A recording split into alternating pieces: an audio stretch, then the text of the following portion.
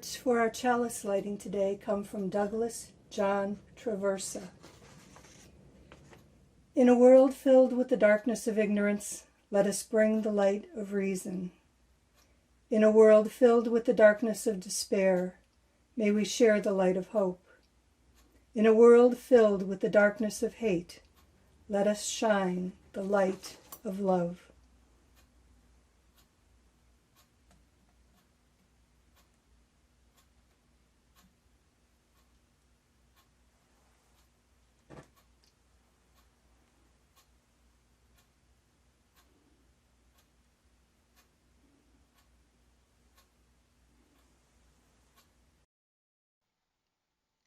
This week, we light our Chalica candle for the fifth principle, the right of conscience and the use of the democratic process within our congregations and in society at large. Good morning, beloveds, and welcome to this time of worship and this time to be together in community. This week, we are celebrating week 5 of Chalica, and we'll be digging into principle number 5. And the worship team will be bringing you different perspectives on what it means to have the right of conscience and why democracy is such an important concept for us individually, our smaller communities, and the world at large. We are also acknowledging that we are in the midst of an important Celtic pagan holiday this weekend, the holiday of Imbolc. Imbolc is also known as the stirring of the seeds, and we are at the 6-week mark. We're halfway in between the winter solstice and the spring equinox. And it's no coincidence that many of us who are gardeners are really beginning to daydream about our gardens and what we're going to be planting in our gardens this spring. And probably a lot of us are beginning to receive seed catalogs. Saint Bridget is one of my favorite saints and holy people, and she is the patron saint of Imbolc. Her feast day is actually celebrated on February 1st, and I want to share my picture of Saint Bridget with you right now. Saint Bridget is actually known as the saint of healing and of fire, and she was said to breathe life into the mouth of dead winter.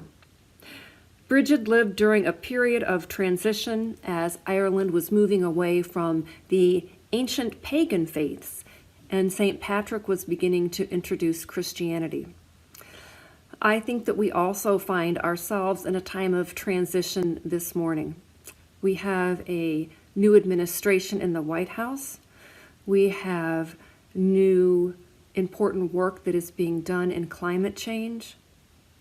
We have vaccines that are helping to protect us from COVID-19, and yet we are all still wrestling with what it is like to continue with the social distancing.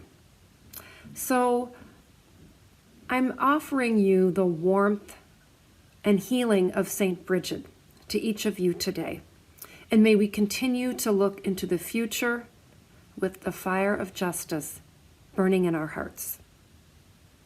Please join me for worship.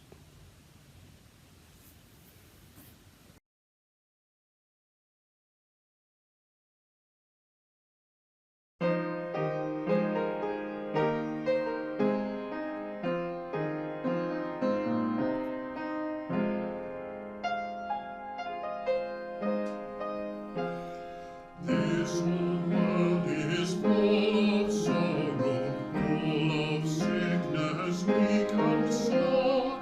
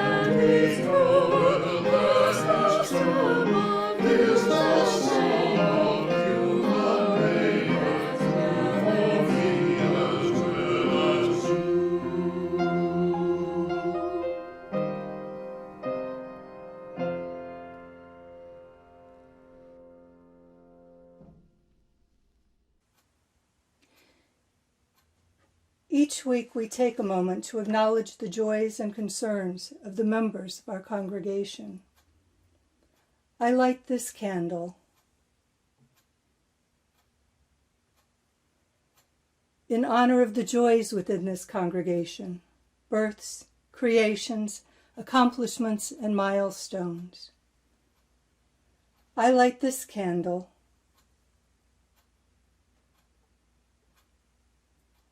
in honor of the concerns within this congregation, deaths, transitions, illness, and sorrows.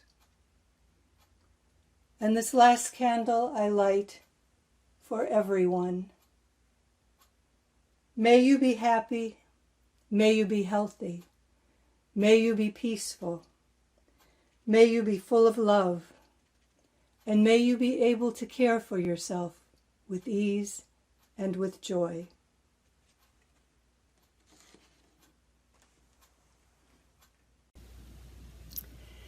Friends, join me now in a time that some of us call prayer and others of us call mindful meditation. Spirit of life and love, we know you by many names and by no name at all. Today we pray for those in our congregation who are feeling alone and disconnected due to the ongoing social distancing. May they find connection with us now. We offer gratitude for those offering hope and care on the front lines of many plagues that have infected our nation. Not only the disease of COVID-19, but the sicknesses of racism and injustice and addiction. We offer comfort to those in our congregation who struggle with anxiety and depression. May you rest for a moment with us now and feel the love that we have to offer you. And we offer compassion to all of us as we navigate human frailty, our own and those of the people around us. May it be so, and blessed be. And now I invite you to take a pause and just enter into a moment of stillness for your own personal reflection.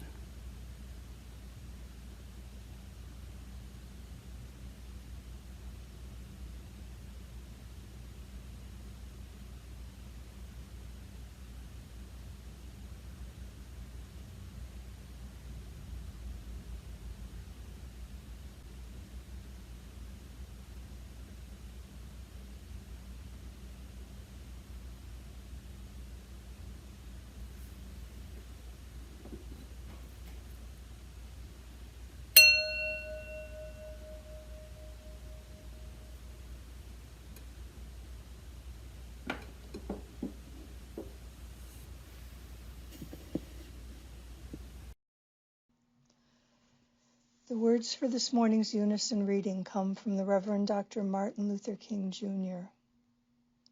The question is not whether we will be extremists, but what kind of extremists will we be? Will we be extremists for hate or for love? Will we be extremists for the preservation of injustice or for the extension of justice? So there's this gigantic, ferocious-looking great white shark that is swimming through a brand new reef that he's never been to before. Every other fish in the reef sees him coming from miles away, so they all scatter. All the crabs skitter away, and all the moray eels go back into their hidey holes. So the shark swims up to the one and only fish who can't swim fast enough to get away. It was a pufferfish. One of those guys that blows up real big and has spikes everywhere. The shark says, "Hey, how's it going? I'm new here, actually, and I don't really know anyone. My name's Gilbert. What's your name?" The pufferfish looks at this gigantic, toothy face, and he can just say, "Wait, your name's Gilbert? Like Gilbert the Great White Shark? So the shark says, well, yeah, my name's Gilbert, but everyone just calls me, ah! Now, I think that joke is hilarious. And it really speaks to me because, well, sharks scared the bejesus out of me. And I would totally say that even if the shark was actually named Gilbert. To me, they are absolute monsters. You know, monsters and the way that they scare us are really a fundamental part of who we are as people. You know, I bet if I asked all of you out there, you know, every single one of you would have a story or an experience that you could share when you were young, or about some monster movie, or a story about aliens, or a zombie video game, or something that completely scared you and then it sticks with you today. It's one of those things that's really central and formative to who we are as people, are the things that frighten us. And, you know, people who study human culture, and specifically those who study religion, you know, they've always noted how this kind of fear actually is part of how human beings, you know, it's how we process what is strange and unfamiliar to us. Because when you think about it, a monster is always a combination of things that are part of the world, but it's like you put them all together into like a Swiss Army knife of all of the things that are the most frightening and the most scary to us. So one monster has big teeth and claws and a tail, but another one flies around in the sky and comes and pounces on you in the dark. So our fears, the things that scare us, they become sort of personified into these creatures, these monsters. And of course, what do we do with monsters? Well, we catch them, we defeat them, and even, most of all, you know, we slay monsters. That's a thing that we're supposed to do. We're supposed to slay our monsters. But of course, an important part of developing and evolving and growing up is that we have to learn that in actuality there's no such thing as monsters. At least, there's no such thing as the monsters we imagine. And if there's something fearsome out there, like Gilbert the Great White Shark, he's actually out there just being a shark and doing his shark thing, and my fears about him actually have nothing to do with who he is. Those fears are entirely my own. They're entirely coming from my own experience and my own anxiety. So it turns out there actually is a really deep and profound lesson to learn from the monsters that scare us. But it isn't the one that we probably were taught when we were young, when our parents taught us about monsters being made up so that we could, you know, get to sleep and stop being scared of what was underneath our bed. The real lesson, the thing about learning how our fears factor into what we find monstrous, is realizing that any time that we see a monster, we are seeing something that isn't really there. And what we are seeing are our fears and our anxieties personified. What happens next, because we're people, is what's truly tragic. Because that experience also means that what we do to our so-called monsters is actually just us being monstrous. To go back to my joke as an example, it turns out that, in actuality, when humans meet sharks, it's actually the human beings who are doing the mutilating and the killing, to the extent that we kill almost 100 million each year across the globe. So if there is a Gilbert the Great White Shark, we're probably the monsters they talk about. So what do we do with that? What do we do with our monsters? And by monsters, I mean the actual people and animals and other members of the interdependent web who are different than us, other than us, and unfamiliar to us, or even scary to us. What do we do? Well, first off, we have to name and understand our fears, so that when we see them for what they are, we can stop seeing the other person, the other thing, as what's monstrous. That's first. Self-understanding, self-awareness, mindfulness. But second, the next step is all about empathy and compassion. And it's wrapped up actually in the punchline to the joke.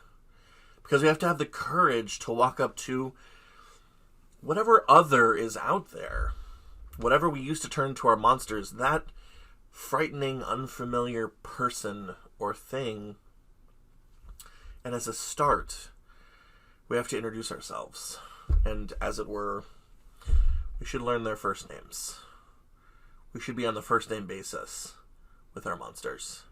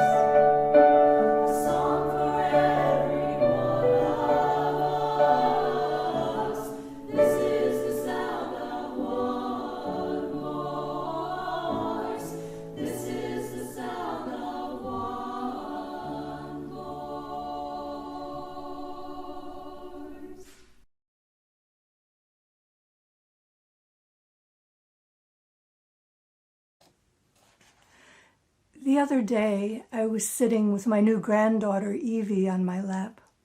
She's only 2 weeks old.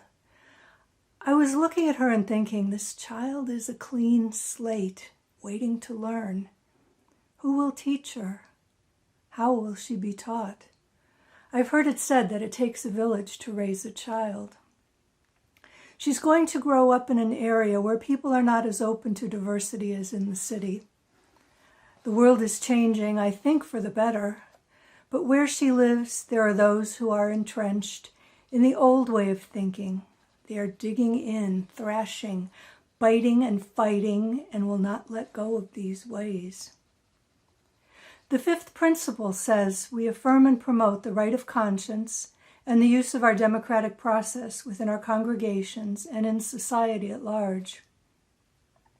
It's basically the first principle put into the practice in the political sphere. Democracy recognizes the inherent worth and dignity of every human being, and it is a spiritually and morally just form of government. Such lofty words for such a little one, my Evie. What can I teach you? I will teach her that she has a voice. This is the first step. Teach her that her voice is important. I once participated in an exercise that was eye-opening, or perhaps should I say ear-opening. We were a large group gathered for a spiritual retreat. The facilitator was talking about our voice and how important it is, even though we think it is not being heard. Each word is made of air. The air moves when we speak. Things are put into motion. Now take it a step further. One by one, she said, going down the rows, whisper the word peace, one by one, adding your voice to the whisper of others. I was sitting close to the center of the group. In front of me was a sound that was growing with each added voice. By the time it came to the last person, I was surrounded by the sound. It was not one person quietly whispering. It was the voices of many. It was no longer a whisper, it was a loud sound. The lesson, she said, is that enough voices come together and a whisper becomes a roar. Your voice, no matter how quiet you think it is, matters. I will teach her the importance of community. Sister Simone Campbell of Nuns on the Bus is an amazing woman. For many years, she toured the country, speaking for social justice and advocating for adequate federal policies. She writes, "It is togetherness that not only makes democracy valuable, togetherness is the only thing that makes democracy exist." I thought of the people where Evie lives and know their way of thinking revolves around fear of change. Sister Simone speaks to them when she said, "The antidote to fear is community. In community, we know we are not alone, that someone has my back. The shared responsibility calls us to exercise our civil obligations. In fact, community can only exist if everyone contributes to the shaping of our society. This realization has led me to believe that an important task of the 21st century is to protect our rights and focus on civil obligations. We, as a community, have an obligation to make sure that everyone is included. We must protect the right to vote, the right to education, the right to food, shelter, and health care." Such a mouthful for one as young as Evie, but one I hope she grows to understand. And I will teach her that we are all connected. Teach her that she has a place in the village. What affects one affects all. Teach her that even though we are individuals, we are deeply connected to all around us. We are connected to other people, and not just to the people in our lives, but to all people on the planet. And that everything is connected in an endless and timeless web of being. I think Sister Simone wrapped the fifth principle into one tidy package when she said, "We, the people, are for the common good. We are for community. We are for caring for one another, especially those who are marginalized by systems of oppression. We will continue to name hatred and lies and ensure that truth and justice are at the heart of our nation and our people. Oh, my little Evie, so much to learn. I want to make a cross-stitch sampler for her with these words from Edward Everett Hale. I am only one, but still I am one. I cannot do everything, but still I can do something. And because I cannot do everything, I will not refuse to do the something that I can do.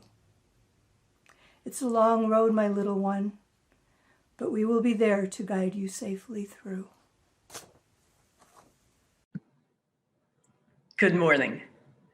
Our offering this week will go to the refugee response in Cleveland. Conceived in 2010 to help refugees adjust to life in Ohio, the refugee response supports over 120 refugees each year. And their Ohio City farm sells organic produce to local restaurants. Their values are quite impressive. Respect diverse cultures. Provide education and personal support. Place the voices of resettled families at the center of decision making. To donate, use the Cash App $UCC44122 for plate 01/31/21. That's today's date. You can also mail a check to UU Congregation of Cleveland and designate the refugee response in the notes section. Thank you.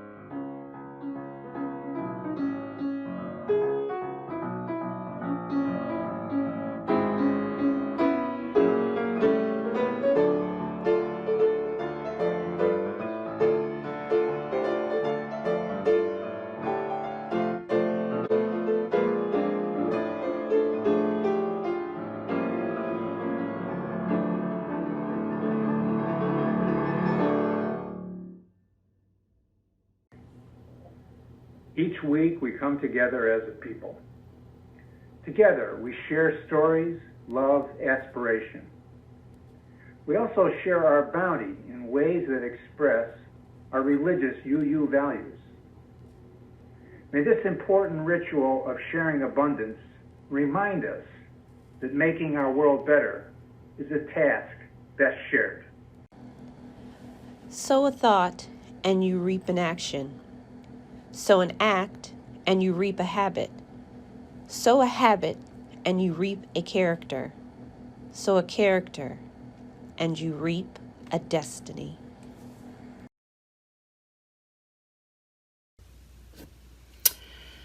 to continue for a few minutes with the theme of Imbolc that I introduced at the beginning of the worship service. The seeds for this particular sermon were sown a few months ago when Reverend Joe and I offered a safe virtual listening space for members of the congregation to gather the day after the 2020 election. And it is truly a benefit of belonging to a religious community when you are able to come together and deeply share with one another. And many feelings were presented that night, and questions about the future of our country and where do we go from here was probably the most prevalent question and kind of sharing that people were doing. And of course, the election of a new vice president and president are important parts of a democracy. But the bigger question really for all of us was, how do we live together now in this time that we find ourselves in? And I know that this is a very well-read, intellectual congregation. Each of you knows so many things about government, economics, climate change. But I have a unique role here as your community minister, and my role is to bring in different perspectives. And so I'm going to offer a more heart-centered perspective on our fifth principle. I have specifically chosen a path of ministry where I interact on a daily basis with people that might be very different from the people that are in our congregation. And so I'm just going to share some lessons that I've learned.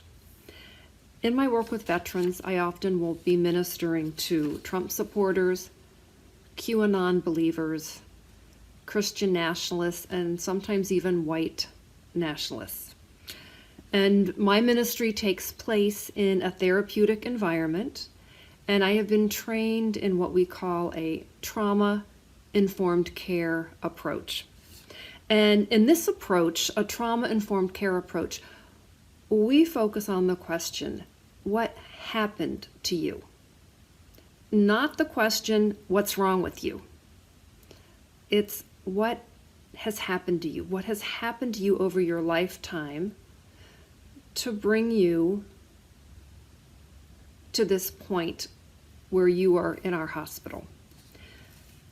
And so when a veteran relapses and she very consciously gets in her car and drives it into her sister's home in a desperate cry to be noticed and to be seen, I sit with her, and in the forefront of my mind is this question: what has happened in your life to bring you to this point?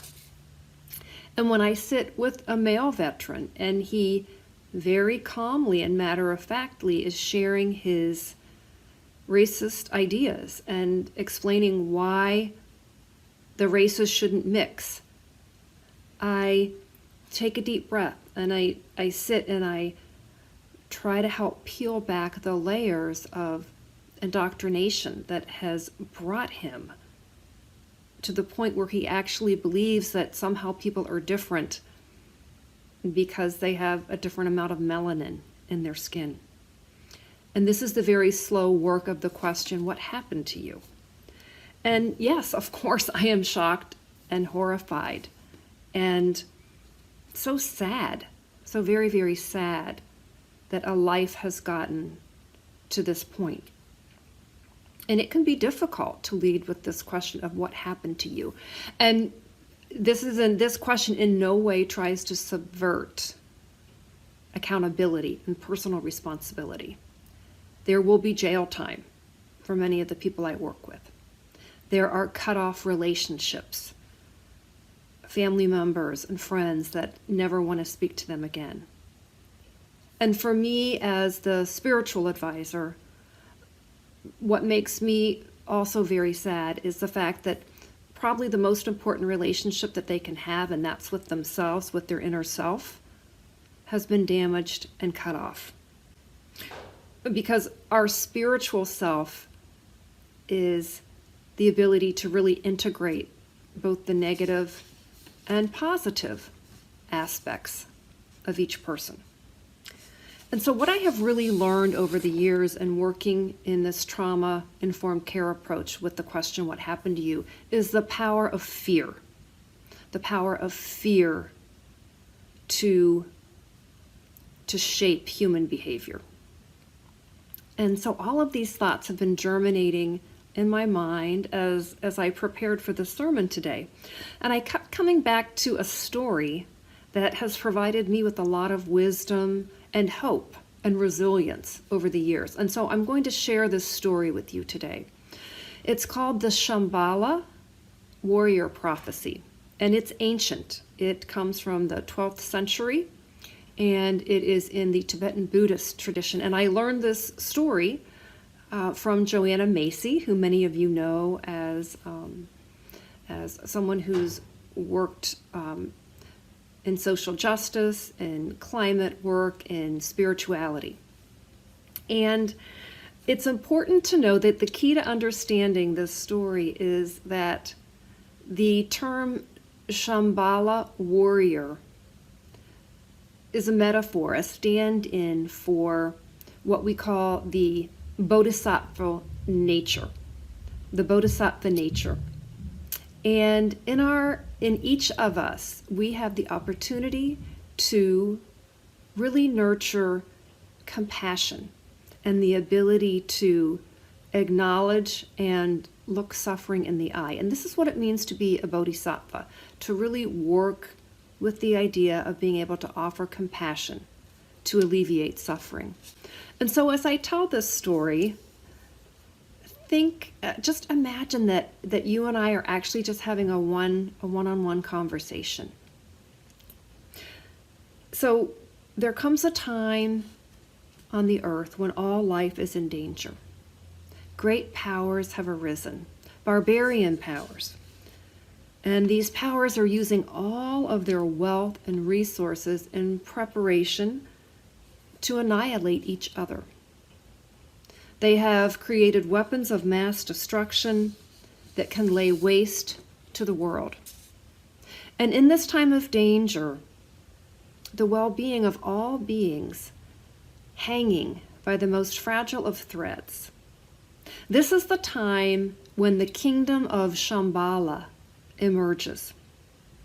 But you can't go to this kingdom, you can't visit it physically because it's not a real place. It exists in the hearts and the minds of the Shambhala warrior. And you can't recognize a Shambhala warrior by sight because there's no distinct uniform or insignia or special handshake.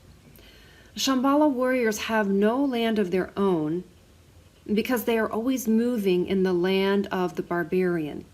They're moving amongst the barbarian themselves. And great courage is required of the Shambhala warriors, both moral courage, conscience, and physical courage. Because these warriors must go into the very heart of the barbarian land and power and try to dismantle these weapons of destruction.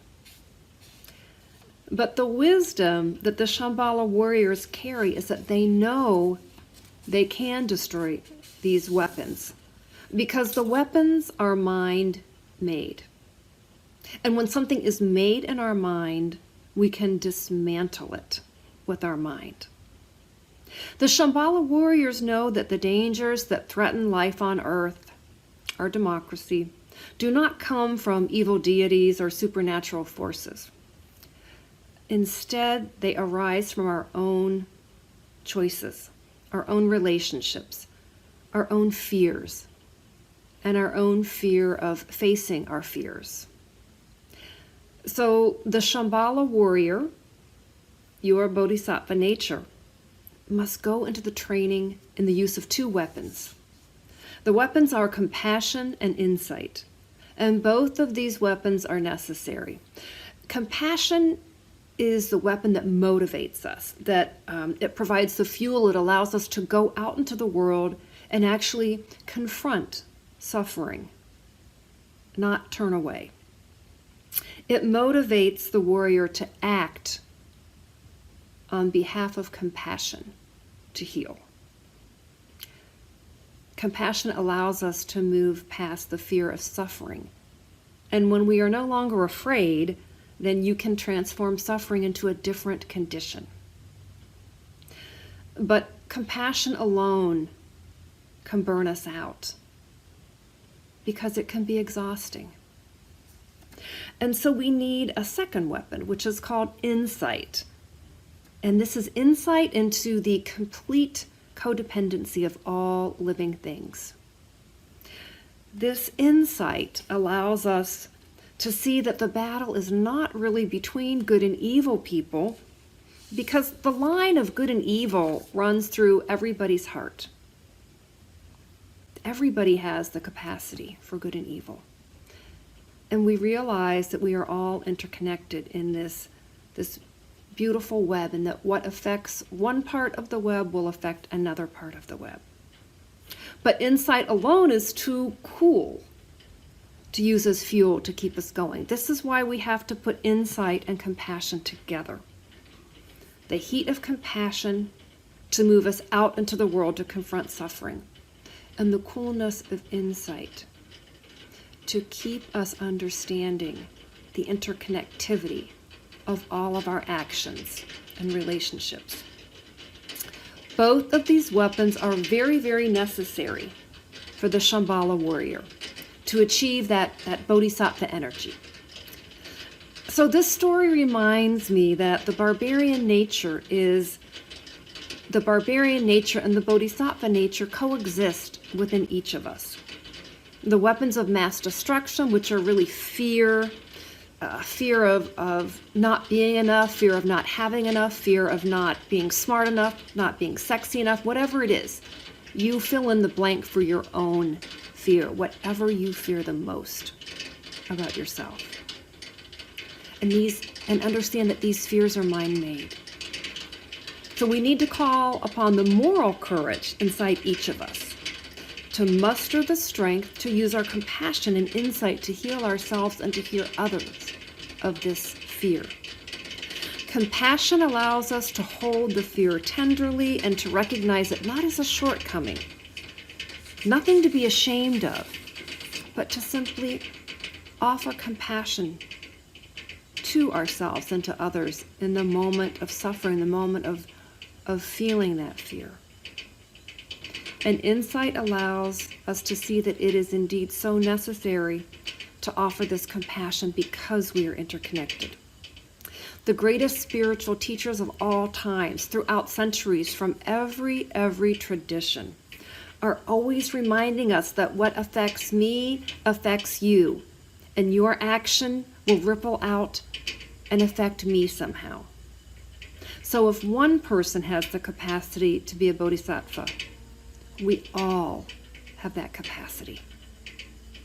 So recognizing the existence of the barbarian and the bodhisattva nature inside each of us is important to understanding our fifth principle.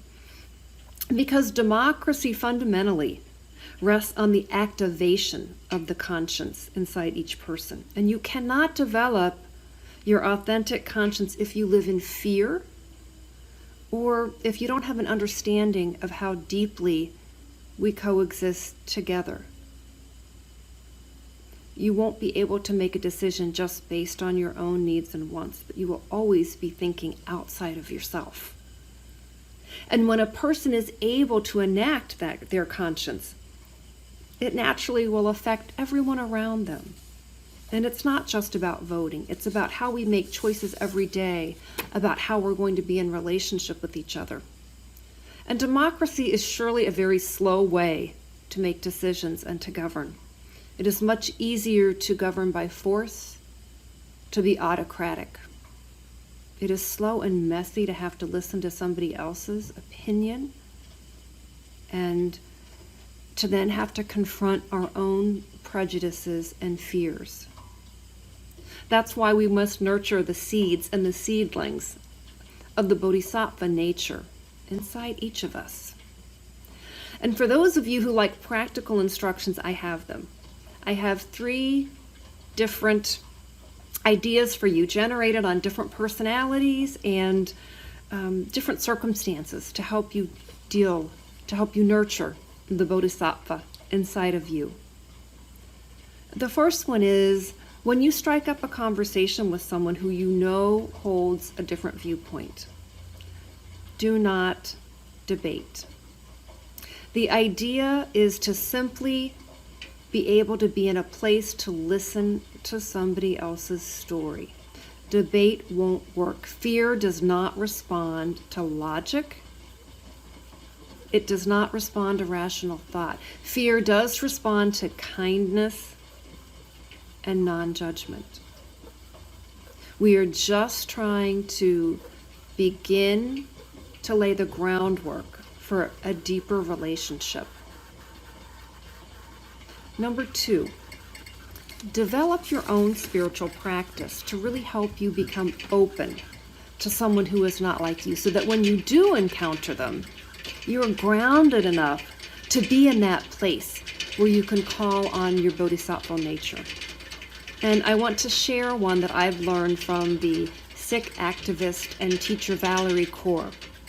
And this is really an anti-racism practice that is founded on the principle of, you are a part of me that I do not know yet. And Valerie asks us to, today or tomorrow, but practice this. With every face you encounter, say in your mind, sister, brother, sibling, auntie, uncle, grandma, grandpa, but see that person as an extension of your humanity. And you don't need to do anything beyond that. You just sit and rest in that practice. And the words to this practice will be available later in the service. You can take a snapshot with your camera, or we can talk more about it one-on-one. And the third idea is, if you have lost a friend or a loved one to the conspiracies of QAnon, if you have someone in your family who is a diehard Trump supporter, this is actually a good time to try to reach out to them with non-judgment. Joe Biden has been elected. Donald Trump is out. He's in Florida. When you think about it, this is, for someone who believes in QAnon, their world has collapsed. They may seem very angry, but in reality, they're grieving the loss of their dream. They may still be in shock. But this moment presents an opportunity for you to begin to build a bridge, to begin to build back a relationship with them. So if you feel that you are grounded enough in your bodhisattva nature, you might want to send an email or pick up the phone and reach out and simply say, I've been thinking about you. So much has happened lately. How are you? And then just be able to sit with that. No, I told you so. None of that. Just sitting with the seeds of the potential of a new relationship. Because we really debase ourselves when we fall back on that barbarian nature, when we move to otherizing or to name calling. And the young people and our children are watching us. They hear us, they see us. And it's important that we do all that we can to nurture this inner bodhisattva, to model for our collective future. I am so appreciative of the openness that each one of you may have for this different perspective on Principle 5. And I look forward to seeing you soon and perhaps even talking about this more. Blessed be. May it be so.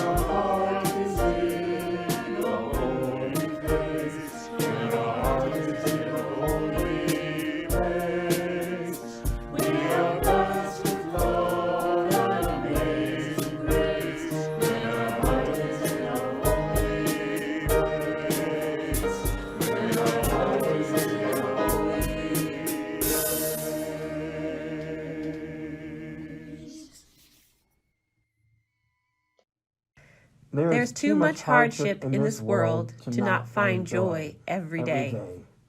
There's too much injustice in this world to not right the balance every day. There's too much pain in this world to not heal every day. Each of us ministers to a weary world. Let us go forth now and do that which calls us to make this world more loving, more compassionate, and more filled with the grace of divine presence every day.